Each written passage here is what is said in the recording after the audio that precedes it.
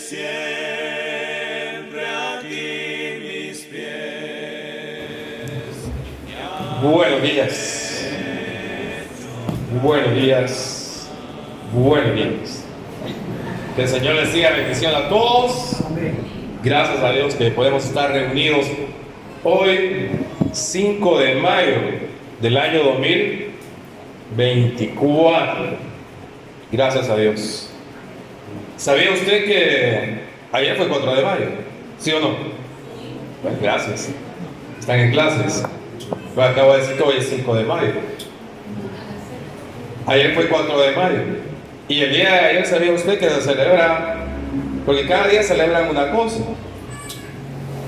Por ejemplo, ya va a ser el día del soldado, el día de las madres, el día de mi cumpleaños. Pero el día de ayer, ¿saben qué estaban celebrando? El día de Star Wars. ¿Sí? Ya vamos a decir que es Star Wars. Para los que no saben inglés, ¿verdad? Que nació, ¿verdad? ¿Cómo nació ese día 4 de mayo para celebrar ese festejo? Con una frase que dice, no puedo inglés, pero la voy a parafrasear. May the Fourth be with you. Que significa en español que la fuerza te acompañe. Y a alguien se le ocurrió decir May the Fourth be with you. En español sería, ¿verdad?, que el 4 de mayo te acompañe. Por eso que ayer, si usted fue a un centro comercial, si usted vio el teléfono o vio algún noticiero, ahí estaban celebrando Star Wars. Ahí serían unos personajes icónicos como el Baby Yoda, como Chewbacca, entre otros. Según la historia del origen de esta fecha, ¿verdad?, ¿por qué se celebra pues el 4 de mayo del día de Star Wars? ¿Verdad? Esa frase icónica se utilizó por primera vez, escucha bien, el 4 de mayo del año 1979. Tenía 2 años de nacido. El día en que Margaret Thatcher, una ministra de Inglaterra, tomó posesión. Entonces, al parecer, el Partido Conservador de ese entonces decidieron, ¿verdad?, decir a Margaret Thatcher que el 4 de mayo esté contigo, o sea, que la fuerza te acompañe. Si usted no entendió eso, hermano, no se preocupe, ¿no? Lo más importante es que estudie, entienda lo que dice la palabra de Dios, pero no cabe ahí lo de Star Wars. Vamos a ver ahí la Biblia, no lo lee, búsquelo si quiere, Génesis 2:17. Génesis 2:17. Es un texto conocido, dice la palabra, ¿verdad? No tarde mucho en buscarlo, hermano, porque es el primer libro de la Biblia, ¿verdad? Génesis 2:17. Y en el teléfono es más rápido. Dice la palabra, mas del árbol de la ciencia del bien y del mal no comerás, porque el día en que de él comieres, comienza la palabra de Dios, ciertamente morirás. Miren, eso que pasó en el Génesis es más real que la guerra de las galaxias o de Star Wars.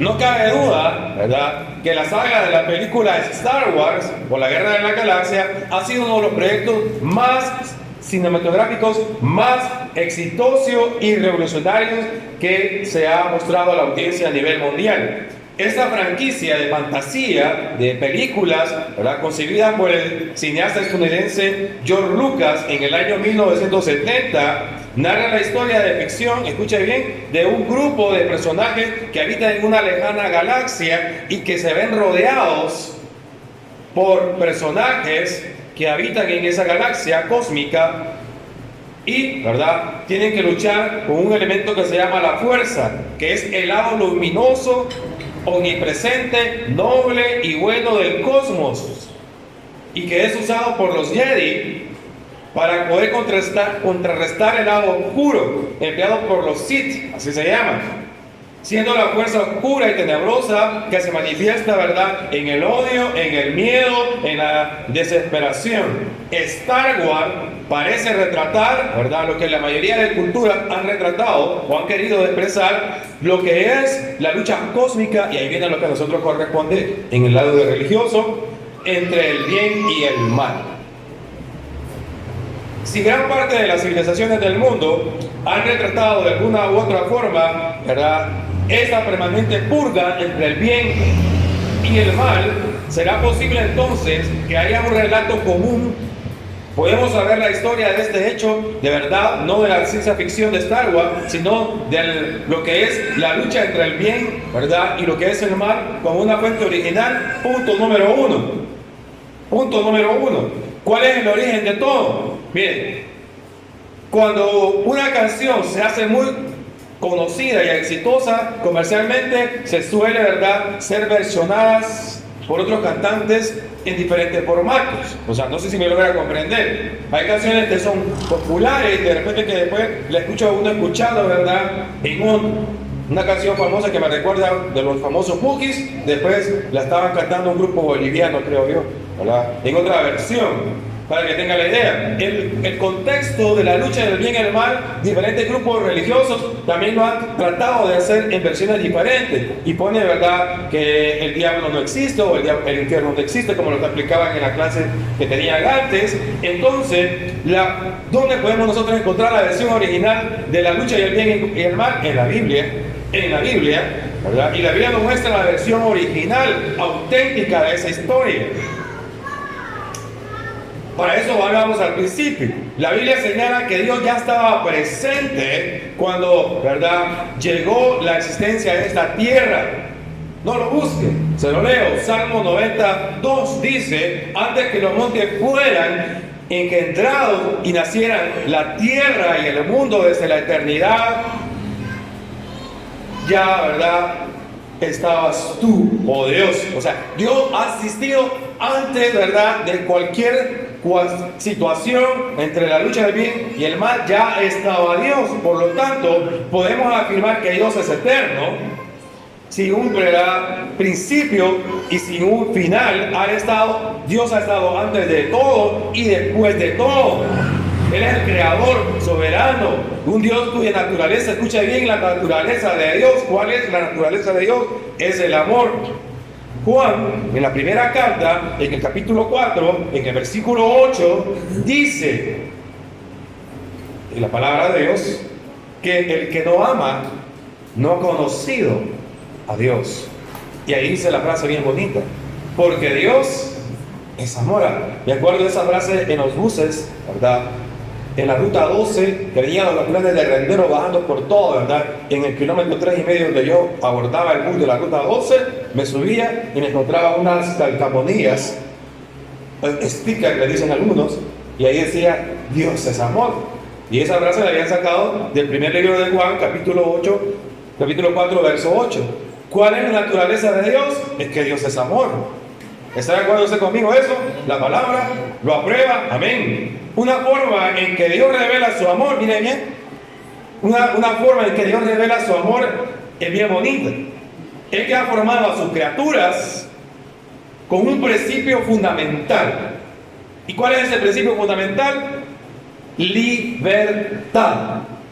¿Cuál es el principio fundamental que Dios nos ha creado? Libertad.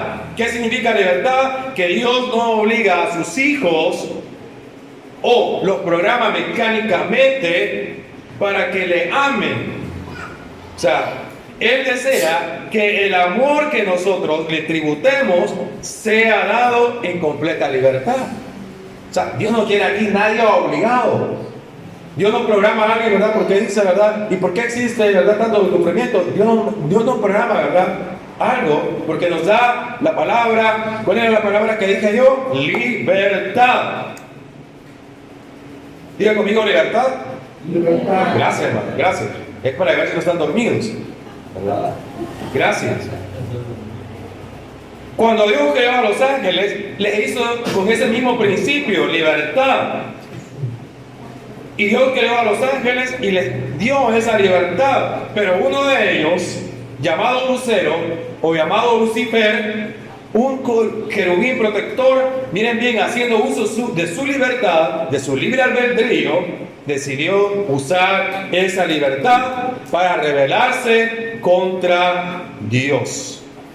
O sea, Dios es tan bueno, tan amoroso, que nos da esa libertad para que nosotros decidamos si lo queremos en nuestra vida o rebelarnos contra Él. O sea, Dios es amor.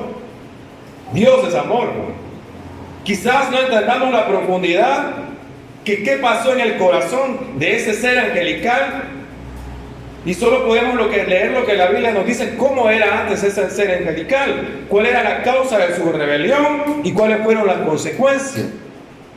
Solo tenemos los datos que tenemos registrados en la misma Biblia. ¿Cómo era su vida antes de su caída? Estamos hablando de Lucifer, estamos hablando de Satanás. Isaías, en el capítulo 14, en el verso 2, dice: como caíste del cielo, oh lucero, hijo de la mañana, cortado fuiste por tierra, tú que debilitas a las naciones. Ahí Isaías nos está dando cómo fue su caída, ¿verdad? Y cómo verá llegó este lucero a caer, a debilitarse. Ezequiel 28:14 lo plantea de esta forma: tú, querubín grande, protector, yo te puse en el santo monte de Dios, allí estuviste en medio de las piedras de fuego, te paseaba. ¿Cómo era este ser? Era un querubín. ¿Cómo era llamado? Era un lucero. Ese mismo Ezequiel 28:12 dice: hijo de hombre, levántate y endecha sobre el rey de Tiro y dile: así ha dicho Jehová, Señor, tú eras el sello de la perfección, lleno de sabiduría y acabado de hermosura. ¿Cómo era este ser angelical antes? O sea, las descripciones que nos dan los profetas son bien exquisitas, son bien bonitas, porque lo presentan a ese ser angelical, Satanás, ¿verdad? Después Satanás, como el lucero, como el protector, el querubín, o, ¿verdad?, como lleno de sabiduría. Pero, ahí viene, ¿verdad? Pero usó su libre albedrío, usó su libertad, y ya viene la causa de su caída. Isaías 14:13 dice la palabra: tú que decías en tu corazón, subiré al cielo en lo alto, justo a las estrellas de Dios, y levantaré mi trono, y en el monte del testimonio me sentaré a los lados del norte. ¿Cuál fue su causa de su caída según este versículo? Ambicionó el trono de Dios. Ese mismo Isaías 14:14 dice: sobre las alturas de las nubes subiré y seré semejante al Altísimo. ¿Cómo quería ser este lucero? Como Dios. Quería su trono, quería, ¿verdad?, ser semejante al Altísimo. Ezequiel 28:17 dice: se enalteció tu corazón a causa de tu hermosura, y corrompió su sabiduría a causa de su esplendor. Dice que se enalteció, ¿verdad?, este querubín. Ahí vienen las consecuencias, el tercer acto de su caída. Apocalipsis 12:7 dice la palabra que hubo una gran guerra en el cielo, Jesús y sus ángeles contra Lucifer y los ángeles engañados. ¿Cuál fue la causa o cuál fue la consecuencia de la caída de este lucero? Hubo una guerra, como la guerra de las galaxias, entre el bien y el mal, entre Jesús y sus ángeles contra Lucifer y los ángeles engañados, dice la palabra. ¿Qué le pasó a este ser? Ezequiel 28:16 dice que fue expulsado del monte de Dios. Isaías 14:12 dice que cayó del cielo. Ezequiel 28:19 dice: espanto será y para siempre dejará de ser. O sea, estos versículos parecen, ¿verdad?, tan simples, tan sencillos. Pero lo que pasó en el cielo, lo que está pasando ahora, las consecuencias de esa guerra, las seguimos pagando nosotros. Lamentablemente, una simple prueba, ¿verdad? En este caso, ¿verdad?, vamos a hablar de Adán y Eva. Punto número 2, la guerra se traspasó a la tierra, o sea, esa guerra en el cielo se traspasó a la tierra. Infelizmente aquella verdadera guerra cósmica liberada por Lucifer se trasladó a la tierra. La obra de Lucifer, ahora llamado Satanás, acusador, adversario, diablo, era destruir la más reciente creación de Dios, de este mundo, habitado por Adán y Eva, quienes serían los primeros, seres que darían inicio a esta tierra, pero que se les salió de las manos en las perfectas condiciones en que vivían. El Señor advirtió a nuestros primeros padres que la regla para mantenerse salvo del conflicto cósmico era que creyeran en su palabra, se mantuvieran alejados del árbol que estaba en medio del paraíso, que no comieran de ese fruto, porque el día que lo hicieran ciertamente morirían. La presencia del enemigo de Dios ya se encontraba en el árbol como en forma de una serpiente extravagante. A nuestros primeros padres se les advirtió que la regla para mantenerse a salvo era, pues obviamente mantenerse alejados. Y a ellos no se les dejó de advertirles, a Adán y Eva, el peligro que les amenazaba. Fue la desobediencia de los justos mandamientos de Dios que ocasionó la caída de Satanás y sus huestes. Y cuán importante era entonces que Adán y Eva no cometieran el mismo error que cometió Satanás. ¿Y qué cometió Satanás? Desobediencia y rebelión. A Adán y Eva se les advirtió igual. Desobediencia y rebelión. Pero lamentablemente, una simple prueba no pudieron superarla. Eva se acercó demasiado al árbol y se puso a escuchar, la voz mentirosa de Satanás, que usando a una serpiente como medio entró en contacto con la mujer. Entonces la serpiente, le dijo a la mujer, según Génesis 3:4, la serpiente le dijo a la mujer: no morirás, no morirás. La astuta serpiente puso en tela de juicio la palabra de Dios y Eva terminó aceptando esa sugestiva oferta. Esa sugestiva oferta.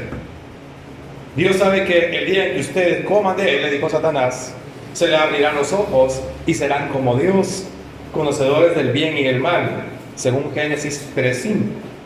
Miren, estamos, ¿verdad? La misma oferta que Satanás envió para conquistar a los ángeles, que se le unieron en rebelión, en este caso a Lucifer, fue la que usó también con Eva, y es la misma oferta que sigue sembrando hoy en día entre los seres humanos.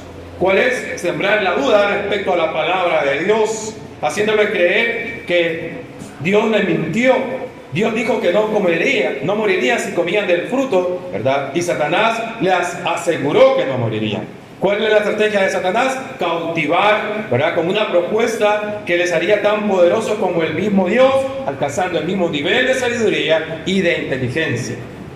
Miren, hermanos, es interesante notar que las mismas estrategias que el enemigo usó, las usa hoy con la humanidad.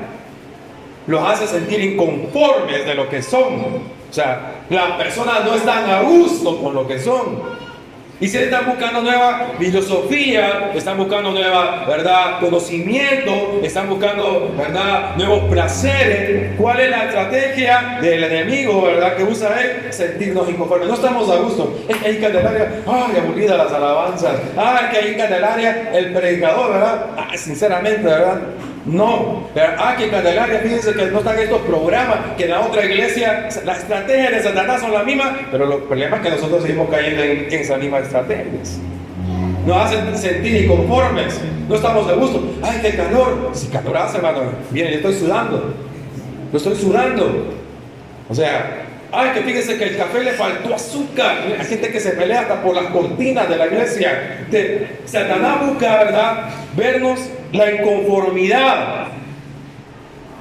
Y luego les ofrece la supuesta solución a sus problemas y dramas existenciales.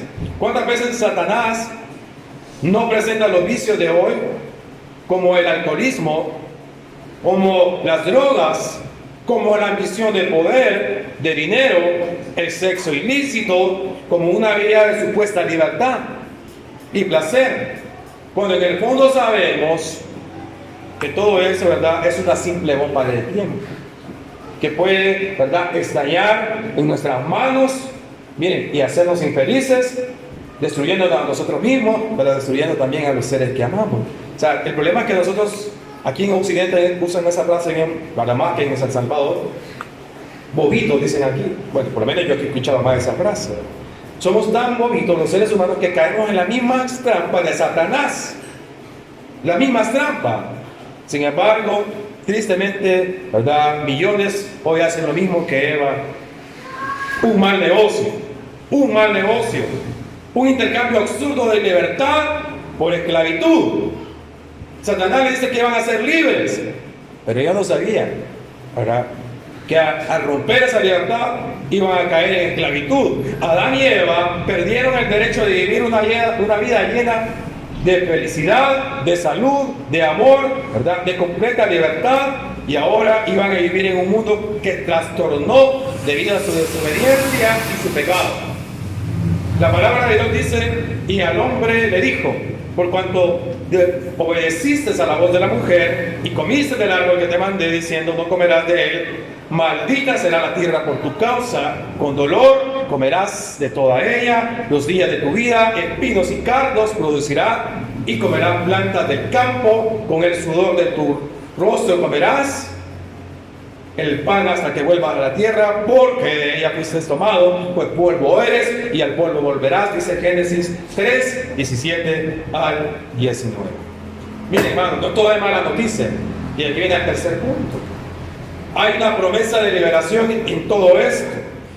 Experimentar el mundo después del pecado no fue fácil para Adán y Eva. Después, ¿verdad?, que vivían en el jardín del Edén y después perdieron el derecho de vivir ahí, ¿verdad? A diferencia de ellos, nosotros, ¿verdad?, ellos podían comparar la verdadera realidad de la desobediencia que los llevó a ser expulsados del jardín del Edén.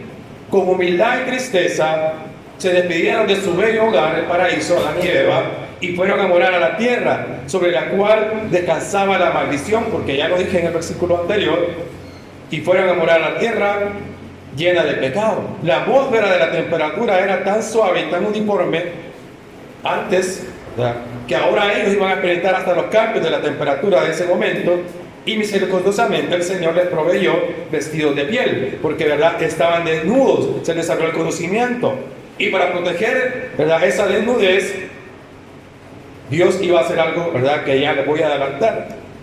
Dice que los sufrimientos que iban a tener después de la caída, Eva iba a dar a la luz con dolores intensos a sus hijos. Y le recordó las palabras que Dios le dijo: multiplicaré en gran manera los dolores de tus pequeñeces con dolor cuando des a luz. Una de las consecuencias de eso, porque las mujeres gritan, todas locas, esquizofrénicas, en las novelas, ¿verdad?, más pasa eso. No sé, ¿verdad?, yo no he experimentado eso, pero las mujeres deben de saber si eso es así, ¿verdad?, que sufren dolores de parto, consecuencia de eso. También una consecuencia de eso es que en el momento en que Adán tomó el cuerpo ensangrentado de su hijo Abel asesinado, enfrentó por primera vez la muerte, que la muerte iba a acompañar a la humanidad, el asesinato, el homicidio. ¿Fruto de qué? De esa, ¿verdad?, desobediencia. Sin embargo, Dios había provisto para la caída del hombre y la mujer, ¿verdad?, y no estaban tan desprevenidos, que Dios le dio una solución a Adán y Eva cuando estaban desnudos. Dijo la palabra de Dios en Génesis 3:21: y Jehová Dios hizo al hombre y mujer túnicas de pieles y lo vistió. Voy a parar así brevemente, rapidito. Algunos comentaristas dicen que este versículo de Génesis 3:21, cuando Dios les pone, ¿verdad?, y les hace túnicas de pieles, Dios tuvo que haber tomado un animal que tuviera piel. Y eso, ¿verdad?, según algunos comentaristas bíblicos, dice que fue un cordero, ¿verdad?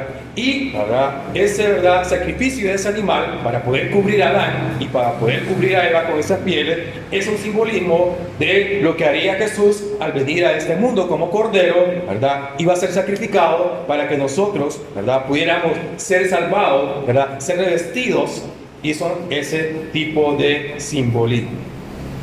Costaría un precio, ¿verdad? En nuestro caso, la sangre de Jesús. Juan 1:29 dice: he aquí el Cordero de Dios que quita el pecado del mundo. Antes de abandonar, ¿verdad?, el Edén, Dios nos prometió a Adán y a Eva que de su descendencia vendría, ¿verdad?, pisaría a la serpiente en su cabeza, y esta promesa hace mención a la venida de Jesús. Génesis 3:15. El único plan que podía asegurar la salvación, ¿verdad?, del hombre afectaba al cielo mismo.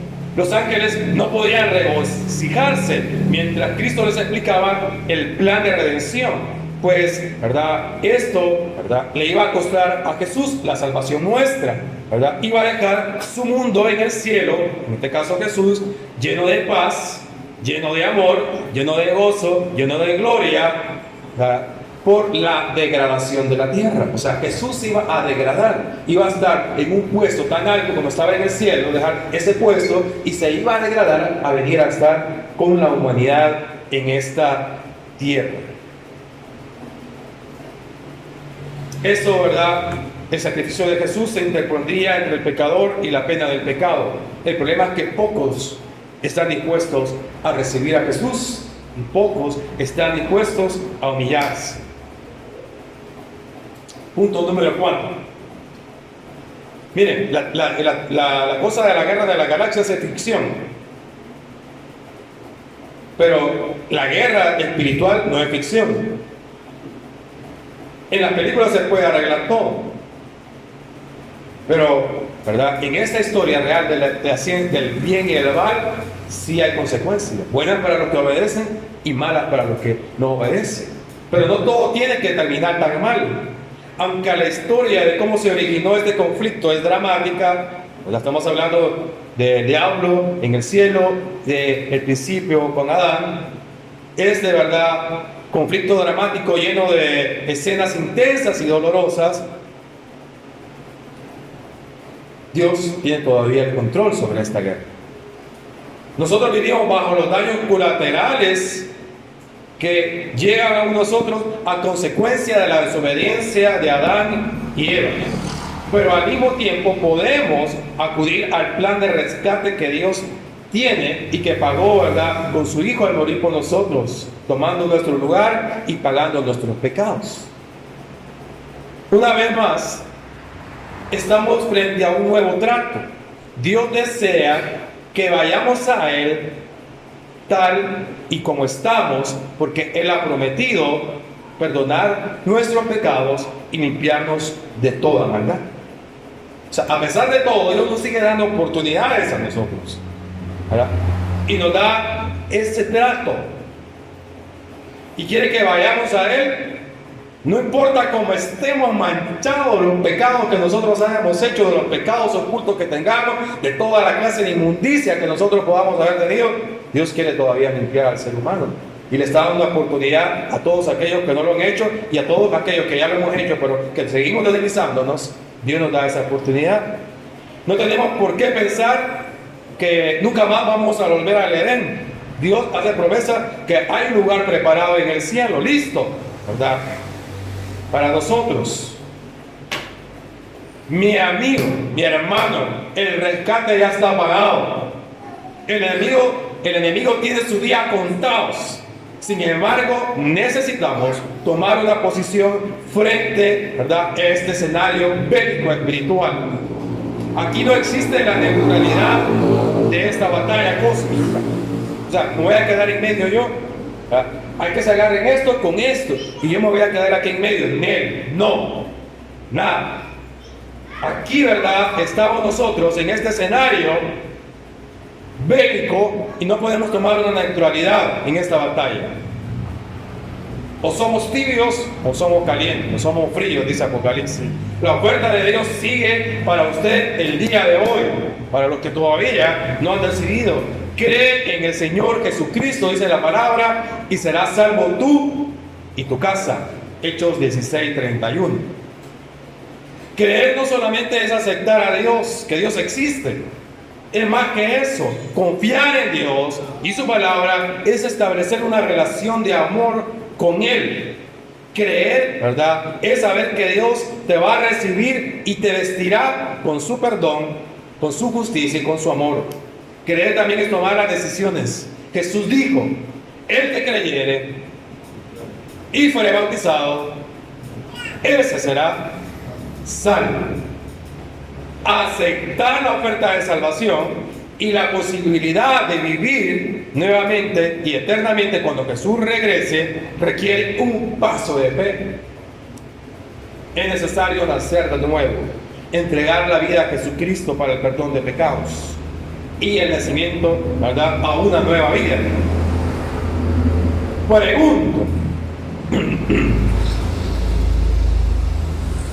¿desea hoy, en el conflicto espiritual que vivimos, ponerte del lado ganador de Jesús o ponerte del lado, ¿verdad?, de Satanás y sus ángeles?